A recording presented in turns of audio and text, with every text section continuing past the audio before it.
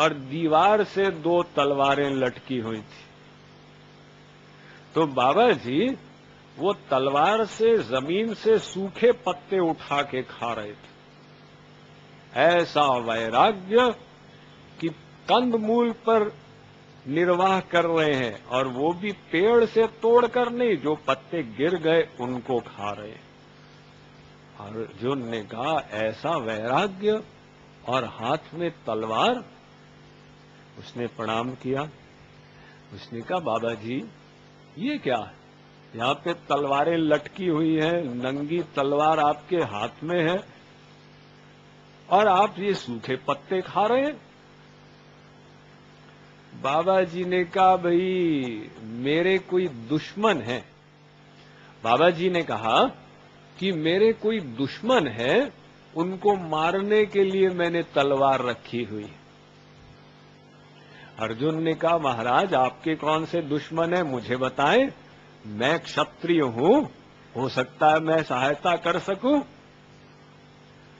तो बाबा जी ने कहा ठीक है, अगर तू हेल्प करने को तैयार है तो सुन, मेरा पहला जो दुश्मन है वो है भृगु।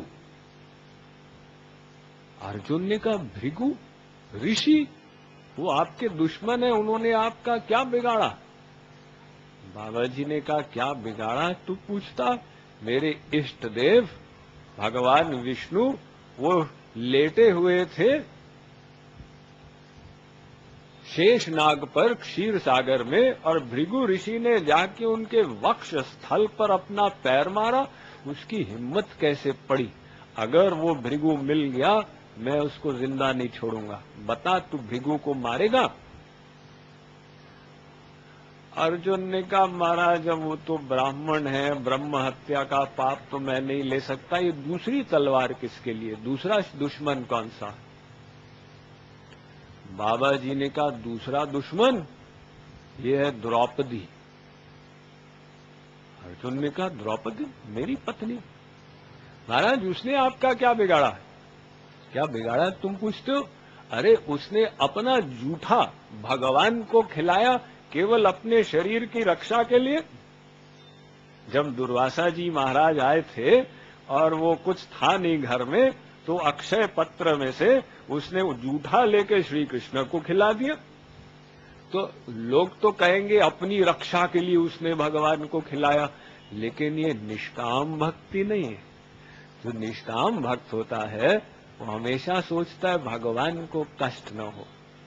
कृपालु जी महाराज कह रहे हैं अगर मर भी रहे हो ये कह दो हा श्याम सुंदर, लेकिन ये मत कहो हा श्याम सुंदर आके बचाओ, वो सकाम भक्ति हो जाएगी।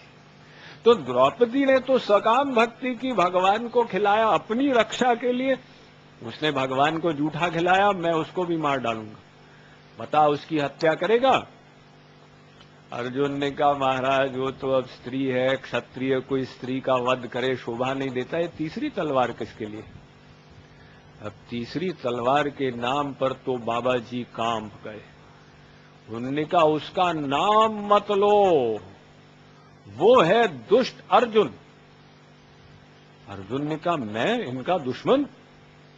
इन्होंने मुझे पहचाना नहीं। महाभारत में तो बच गया था, यहां पे नहीं बचूंगा। अर्जुन ने क्या बिगाड़ा है आपका महाराज? क्या बिगाड़ा है तुम कहते हो? अर्जुन रथ में ठाठ से बैठता था, श्री कृष्ण से घोड़े हंकवाता था। उसकी हिम्मत कैसे हुई? मिल गया मैं उसके बोटे बोटे कर दूंगा। बता तू अर्जुन को मारेगा? लेकिन तू आया था किस लिए?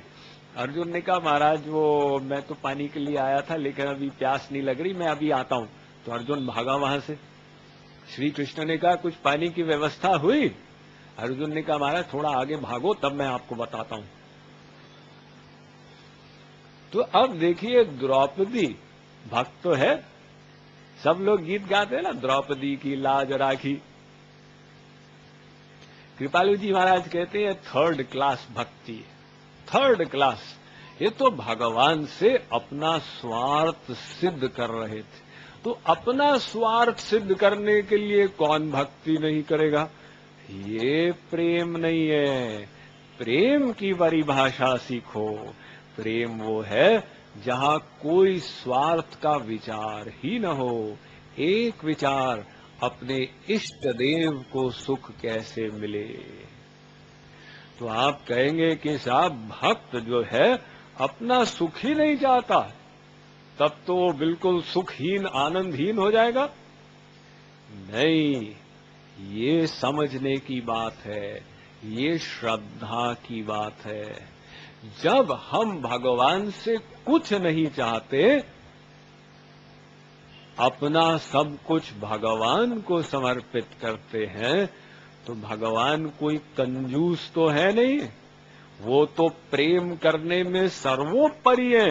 भगवान भी ऐसा ही प्रेम भक्त से करते हैं और वो अपना सर्वस्व भक्त को दे देते हैं। तो ऐसा जो निष्काम प्रेमी है, भगवान उसके दास बन जाते हैं।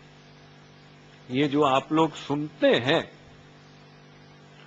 कि भगवान भक्त के प्रेम के वशीभूत होके बंद हो जाते हैं, अहम भक्त पराधीनो, ये ऐसे निष्काम प्रेम से बंधते हैं। देखिए, भगवान का जो अपना आनंद है उसे कहते हैं स्वरूपानंद। अपना आनंद, उसमें वो तल्लीन है, वो है स्वरूपानंद। लेकिन जब भक्त उनकी निष्काम भक्ति करता है, प्रेम करता है, तो भक्त को जो आनंद मिलता है उसे कहते हैं स्वरूप शक्त्यानंद। स्वरूप शक्ति का आनंद, वो स्वरूपानंद से भी, भगवान के आनंद से भी बड़ा है। तो भक्त को भगवान से भी बड़ा आनंद मिलता है। फिर भगवान भक्त के अंदर बैठे हुए उस आनंद का आस्वादन करते हैं, स्वरूप शक्ति आनंद, भक्त के अंदर से, जो उनके अपने आनंद से बड़ा है। और क्योंकि भगवान को भक्त से स्वयं के आनंद से बड़ा आनंद मिलता है, इसलिए भगवान उस भक्त के दास बन जाते हैं।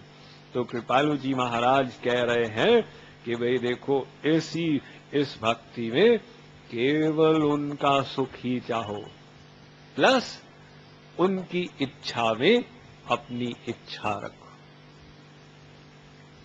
क्यों? क्योंकि हम भगवान के दास हैं।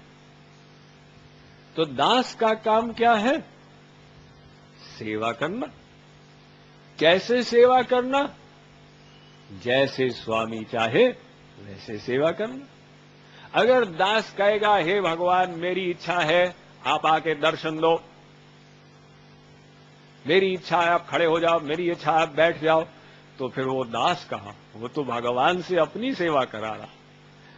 दास जो होगा वो कहेगा, भगवान मेरी तो तीव्र इच्छा है कि आपके दर्शन हो, लेकिन आपको सुख मिले तो दर्शन दो, नहीं सुख मिले तो मत दो। हमारा काम है आपकी भक्ति करते जाना। हम अनंत काल तक प्रतीक्षा करने को तैयार होंगे, बैठे हैं ताक कयामत। जब आप चाहो, जब आपको सुख मिले, तब आप दर्शन देना। तो उनकी इच्छा में हमको अपनी इच्छा रखनी है और उनकी सेवा को अपना लक्ष्य बनाना। देखिए, ये भक्ति में सेवा शब्द बार बार आता है, क्योंकि भक्ति शब्द का अर्थ ही है भजित्येष वै धातु सेवायां परिकीर्तितः, तस्मात् सेवा बुधैः प्रोक्ता भक्ति साधन भूयसी। ये भक्ति शब्द भज धातु से बना, और भज धातु का अर्थ है सेवा करना। तो भक्ति का तात्पर्य है भगवान और गुरु की सेवा करना। ये सेवा वासना जितनी प्रबल होगी, उतना हमारा अंतःकरण शुद्ध होगा।